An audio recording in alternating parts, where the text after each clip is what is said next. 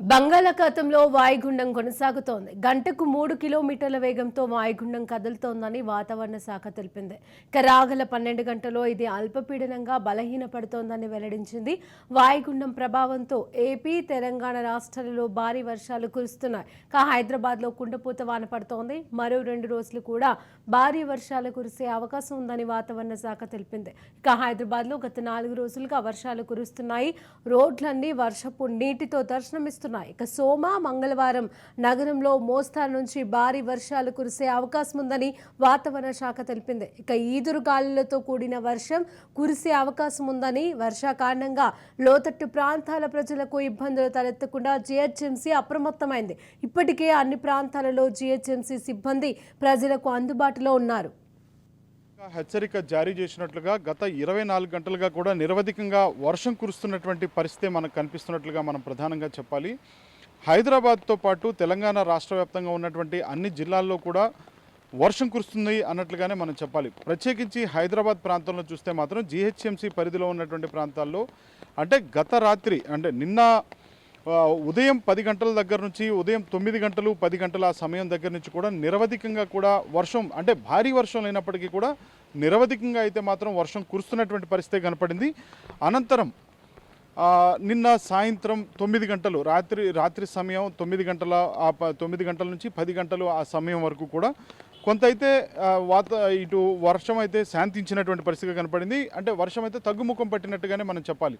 కానీ ఈరోజు ఉదయం మరలా 9 గంటల నుంచి కూడా పూర్తి స్థాయిలో కూడా వర్షం ప్రారంభమైనటువంటి పరిస్థితి. అంటే భారీ వర్షం లేనప్పటికీ కూడా పూర్తి స్థాయిలో వర్షం అయితే మాత్రం నిరవధికంగా కురుస్తూనే ఉన్నట్లుగానే చెప్పాలి. ప్రస్తుతం 4 నుంచి 5 గంటల సమయం కావస్తున్నటువంటి పరిస్థితి. ఇదే నేపథ్యంలో ఇంకా వర్షం అయితే ఉదయం నుంచి నిరవధికంగా కురుస్తూనే ఉంది.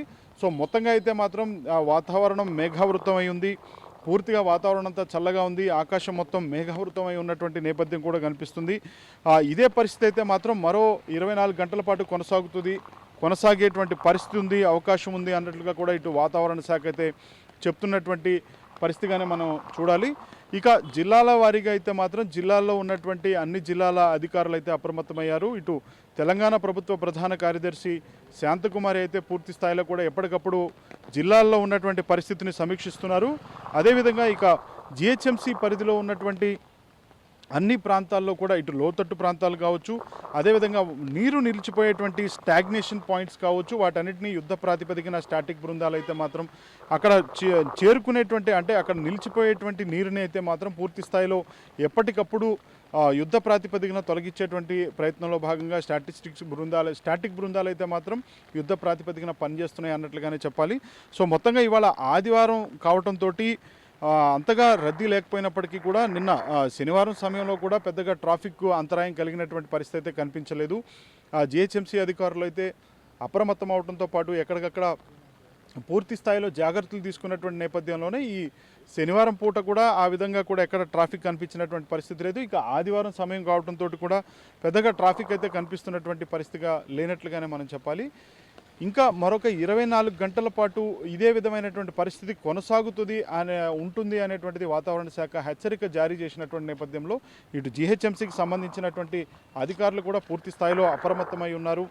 ఎక్కడికక్కడ స్టాటిక్ బృందాలు అయితే యుద్ధ ప్రాతిపదికన పనిచేస్తున్నాయి. 534 తుఫానుకి సంబంధించినటువంటి ఎమర్జెన్సీ బృందాలు అయితే కూడా పూర్తి స్థాయిలో పనిచేస్తున్నాయి. ఇటు జీహెచ్ఎంసీ కమిషనర్ ఆమ్రపాలి, అదేవిధంగా మేయర్ గద్వాల్ విజయలక్ష్మి కూడా ఎప్పటికప్పుడు పరిస్థితిని సమీక్షిస్తున్నట్లుగానే మనం ప్రధానంగా చెప్పాలి. సో మొత్తంగా చూస్తే తెలంగాణ రాష్ట్ర వ్యాప్తంగా ప్రత్యేకించి హైదరాబాద్లో కూడా మొత్తంగా మరో 24 గంటల పాటు ఇదే విధమైనటువంటి వర్షం ఉంటుంది, నిరవధికంగా కురిసేటువంటి అవకాశం ఉందని అయితే వాతావరణ శాఖ హెచ్చరిక అయితే జారీ చేసింది. సో మొత్తంగా ఇటు రాష్ట్ర వ్యాప్తంగా కావచ్చు, ఇటు హైదరాబాద్ ప్రాంతంలో కావచ్చు, మొత్తంగా అయితే మాత్రం పూర్తి స్థాయిలో అధికారులు అయితే అప్రమత్తంగానే ఉన్నారు. ఎక్కడికక్కడ సత్వరమే యుద్ధ ప్రాతిపదికన సహాయక చర్యలు చేపట్టడానికైతే సిద్ధంగానే ఉన్నట్లుగా కూడా మనం ప్రధానంగా చెప్పాలి. వీడియో జర్నలిస్ట్ శ్రీనివాస్తో తేజ రాజ్ న్యూస్, హైదరాబాద్.